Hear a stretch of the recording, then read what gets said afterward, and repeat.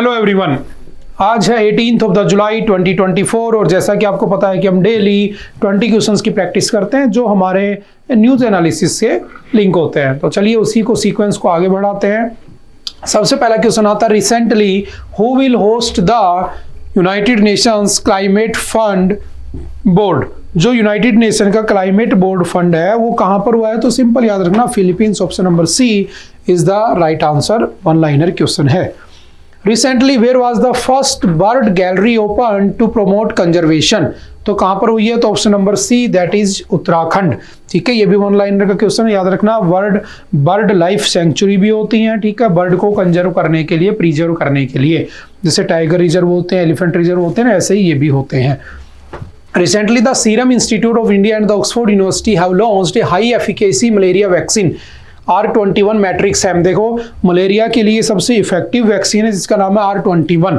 इसको याद रखना, एक बार पहले एग्जाम में आ चुका है ये, ठीक है। और आपसे पूछा है कि किस देश में अभी इसको लॉन्च किया गया है, तो option number B, that is Ivory Coast. ठीक है, इसके अंदर इसको लॉन्च किया गया है, ठीक है। उसके बाद चलते नेक्स्ट, सिंपल सा वन लाइनर का क्वेश्चन है, याद रखना। सीरम इंस्टीट्यूट आप जानते होंगे, जब कोविशील्ड की न्यूज आ रही थी, कोविशील्ड से लोगों को हार्ट अटैक हो रहा था, तो कोविशील्ड के अंदर भी हमने इसको पढ़ा था, ठीक है, Serum Institute of India. Next, recently the external affairs minister S Jaishankar inaugurated Maitri Udyan. तो ये Maitri Udyan as a symbol of the friendship, कहां पर इसको स्टार्ट किया गया है? तो कहां पर? याद रखना, मॉरिशियस। देखो, हमारी जो फ्रेंडशिप है ना वो मालदीव्स के साथ थी, लेकिन मालदीव्स के अंदर इंडिया आउट कैंपेन चला और वहां का प्रेसिडेंट मोहम्मद मोइजो चाइना के इन्फ्लुएंस में आकर वहां पे वो उसकी तरफ चला गया, उसने हमारी आर्मी को वहां से भगा दिया। अब हम चाहते हैं कि किसके लिए पार्टनरशिप करें, किसके साथ फ्रेंडशिप करें, तो हमने किसके साथ की? मॉरिशियस। हमने मॉरिशियस के अंदर उसके अगलेगा आइलैंड, कौन सा आइलैंड है? अगलेगा, इसके ऊपर हमने अपना एयरबेस बनाया और वो सब किया। तो उसी के लिए हमने क्या लॉन्च किया है? तो हमारा कौन सा? मैत्री उद्यान। किसके साथ? मॉरिशियस। सिंपल वन लाइनर में याद रखना, ठीक है। उसके बाद चलते नेक्स्ट।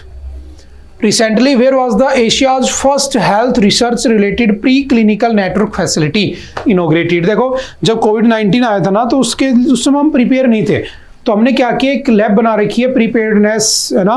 उसके लिए हमने क्या कर रखा है, हम पहले से प्रिपेयर होना चाहते हैं। कभी भी अगर कोई ऐसा वायरस आता है जो पेंडेमिक बन जाता है, तो हम उसके लिए तुरंत क्या कर ले, दवाइयाँ, उसके लिए दवाई बना ले। इसके लिए 15 कंट्रीज उसके अंदर एडेड भी हैं। तो उसी से लिंक करता हुआ इंडिया में भी एक प्रोग्राम स्टार्ट किया गया है। कहाँ से? तो आपके Faridabad. Option number B is the right answer. Simple one liner में इस क्वेश्चन को पढ़ के वन लाइनर में इसका आंसर याद कर लेना। Who won the gold medal at the 35th International Biology Olympiad held in the Astana? देखो, अभी अस्ताना जो कजाकिस्तान में है, अभी जो आपका अस्ताना जो कजाकिस्तान है उसके अंदर अभी एक बायोलॉजी ओलंपियाड हुई थी, ठीक है। उसके अंदर किसने मेडल जीता है, गोल्ड मेडल? तो याद रखना option number C, that is Vedant Sakre, ठीक है। सिंपल वन लाइनर में इसको ध्यान रखना। उसके बाद when was the world international justice day celebrated? तो देखो एक चीज होती है international court of justice ICJ, एक होता है आईसीसी इंटरनेशनल क्रिमिनल कोर्ट। और ये जो आपकी आईसीसी है ना, इंटरनेशनल क्रिमिनल कोर्ट, ये बेसिकली बनी कब थी? तो याद रखना 2002, ठीक है। इसका हेडक्वार्टर कहाँ पे है? तो याद रखना रोम, ठीक है, इटली। इसका काम क्या है कि जो लोग वॉर एग्रेशन को बढ़ावा देते हैं, जो लोग लड़ाई दंगे करते हैं, जो इंटरनेशनल लेवल के क्रिमिनल होते हैं, उनको जेल में डालना, उनको पकड़ना, उनको ऊपर केस चलाना, ये सब काम होता है। ये बना कब था? 2002 में। हेडक्वार्टर इसका रोम इटली में है, ठीक है। लेकिन इसको एडॉप्ट कब किया गया था? तो ये बेसिकली यूनाइटेड नेशन का ही पार्ट है। यूनाइटेड नेशन ने 1998 में, ठीक है, 17 जुलाई 1998 को एक रेजोल्यूशन पास किया था और उस रेजोल्यूशन में कहा था कि हम आईसीसी बॉडी बनाएंगे। और उसके बाद बनाई कब? 2002 में। तो जिस दिन वो रेजोल्यूशन पास हुआ था वो कौन सा दिन था? 17 जुलाई। तो 17 जुलाई को हम क्या बना लेते हैं? World international justice day celebrate करते हैं। समझ गए? तो इसके 2-4 हिस्टोरिकल पॉइंट को ध्यान रखना। उसके बाद है, which state government has recently launched the Lada Bhau? देखो, आपने सुना होगा लाडली बहन योजना। ऐसे एक स्टेट है जो स्कीम लेकर आया, लाडला भाई।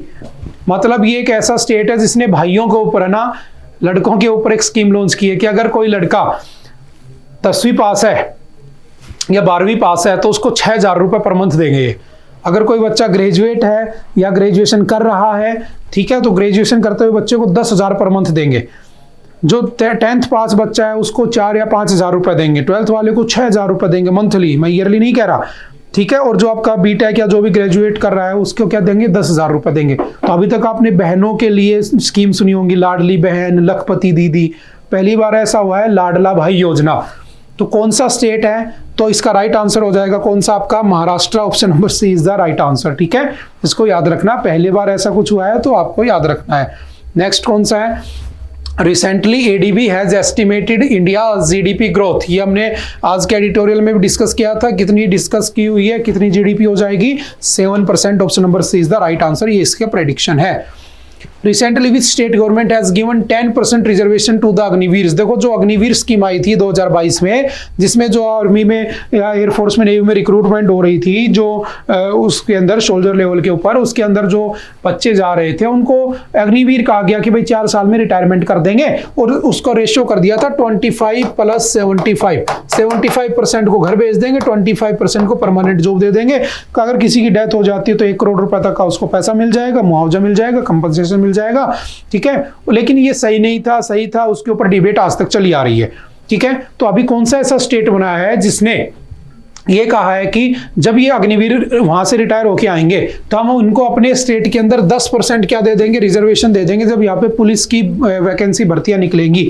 तो कौन सा स्टेट है, तो आपका हरियाणा स्टेट है, ठीक है। तो option number B is the right answer. कल परसों हमने पढ़ा था जो सीआरपीएफ है या सीआईएसएफ है, इन लोगों ने भी कहा था 10% रिजर्वेशन दे देंगे, ठीक है, आर्मड फोर्सेज के अग्निवीरों को, ठीक है। सिंपल सा याद रखना। Where is the annual Kataragama Esala festival, कहां पर हो रहा है, तो बहुत फेमस फेस्टिवल है, कहां का, श्रीलंका का, ठीक है। तो न्यूज में पूछ लिया, कई बार फेस्टिवल पूछ लेता है। Recently which state government has order to include 50-75% Kannada people in the private jobs, तो आपने पढ़ा था कि कर्नाटक जो स्टेट है उसने एक बिल पास किया और उसमें कह दिया कि वो अपने यहाँ पर प्राइवेट जॉब में 50-75% जॉब उनको देगा जो कन्नड़ लैंग्वेज बोलते हैं।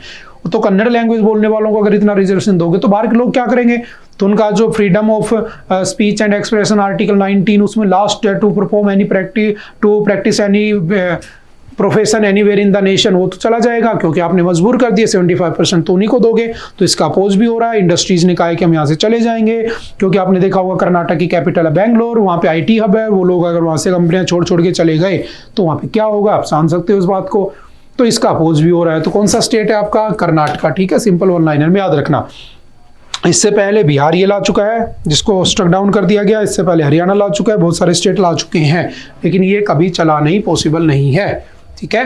नेक्स्ट कौन सा है, when was the 106th constitutional amendment passed in India, देखो पहली बार वुमेन्स को लोकसभा, पहली बार जो वुमेन है उनका लोकसभा, ठीक है, प्लस राज्यसभा प्लस जो स्टेट असेंबली होती हैं उनके अंदर कह दिया गया कि इनको 33% क्या मिलेगा, रिजर्वेशन मिलेगा सीटों पे, ठीक है। और ये कौन सा अमेंडमेंट था, 106th कॉन्स्टिट्यूशनल अमेंडमेंट जो 2023 लास्ट ईयर आया था, ठीक है।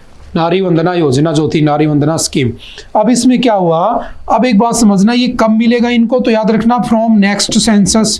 और नेक्स्ट सेंसस कब होगा, तो अभी होने वाला था 2021 में, कोरोना के चक्कर में नहीं हुआ, अभी तक भी नहीं हुआ है, 2025 आने को है। तो लगभग मैं कह सकता हूँ कि नेक्स्ट जो इलेक्शन होंगे 2029, ठीक है, उस इलेक्शन तक क्या दे दिया जाएगा, इनको रिजर्वेशन दे दिया जाएगा, ठीक है। तो इस बात को थोड़ा सा ध्यान रखना, कब आए थे, 2023 के अंदर, ठीक है।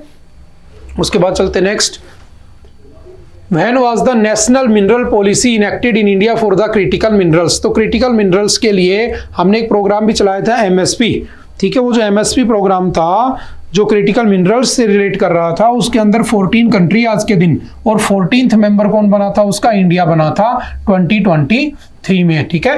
और वो 2023 में स्टार्ट हुआ था, ठीक है, मिनरल सिक्योरिटी पार्टनरशिप जो कि एमएसपी के नाम से है, ठीक है। पूछा है कि इनके लिए नेशनल मिनरल पॉलिसी कब आई थी, तो याद रखना 2023, यानी कि option number D is the, sorry 2019, option number C is the right answer, ठीक है। नेशनल मिनरल पॉलिसी की बात कर रहा है। नेक्स्ट है, how many members are there in the Asian Development Bank, कितने मेंबर हैं इसमें, तो देखो एशियन डेवलपमेंट बैंक ने अभी अपने क्वेश्चन पढ़ा था, उसने हमारी जीडीपी की फोरकास्ट की थी 7% रहने वाली है, कब बना था एडीबी, तो सिंपल से याद रखना, एशियन डेवलपमेंट बैंक कब बना था, 1966। आपसे पूछेगा कितने मेंबर है, तो 68, option number B is the right answer. आपसे पूछेगा इसका हेडक्वार्टर कहाँ पे है, तो याद रखना मनीला फिलीपींस। कहाँ पे है, तो मनीला फिलीपींस में इसका हेडक्वार्टर बना हुआ है, ठीक है। इसी को हम क्या कह देते हैं, वर्ल्ड बैंक ऑफ एशिया भी कह देते हैं, ठीक है। एशिया का वर्ल्ड बैंक या वर्ल्ड बैंक ऑफ एशिया भी कह देते हैं, ठीक है। सिंपल से याद रखना। इसमें सबसे ज्यादा शेयर होल्डर कौन है, जापान और USA. Next, what was the capital of Maratha king Chhatrapati Shivaji. जो छत्रपति शिवाजी थे मराठा किंग, उनकी जो कैपिटल थी वो क्या थी, तो याद रखना रायगढ़ फोर्ट।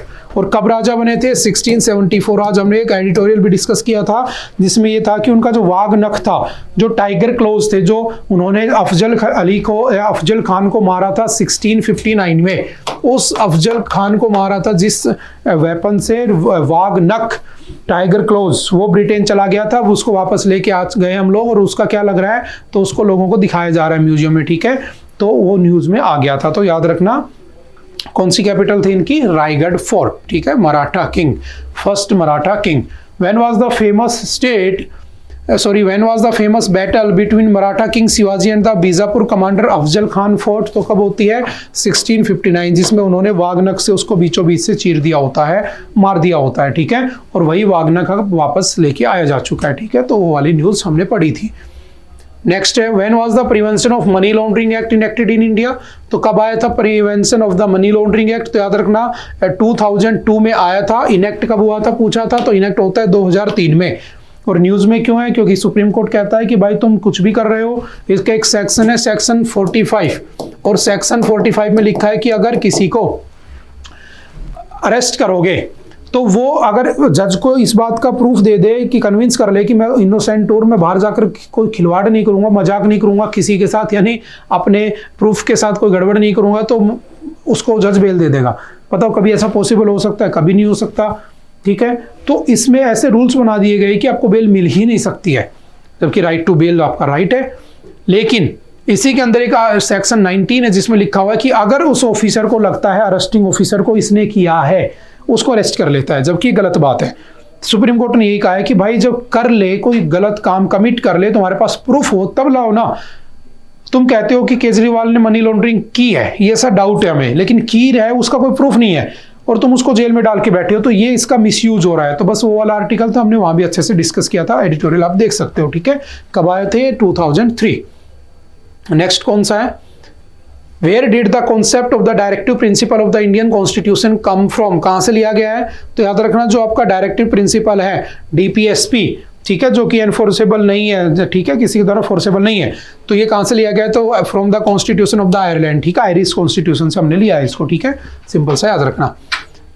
नेक्स्ट है, the constitution of India is modelled from which of the following laws. देखो कॉन्स्टिट्यूशन ऑफ इंडिया जो है, वो जो हमारा संविधान है, वो मैक्सिमम 60 to 70% आपके गवर्नमेंट ऑफ इंडिया एक्ट 1935 से लिया गया है, ठीक है। इसी से 60 to 70% हमारा संविधान बना हुआ है, सिंपल सा याद रखना, ठीक है। नेक्स्ट कौन सा है, आई थिंक आज के लिए इतना ही था। आई होप कि आपको चीजें समझ में आई होंगी, ठीक है। बाय बाय, मिलते हैं दोबारा से नेक्स्ट टाइम, नेक्स्ट लेक्चर में। Okay, have a nice day, thank you.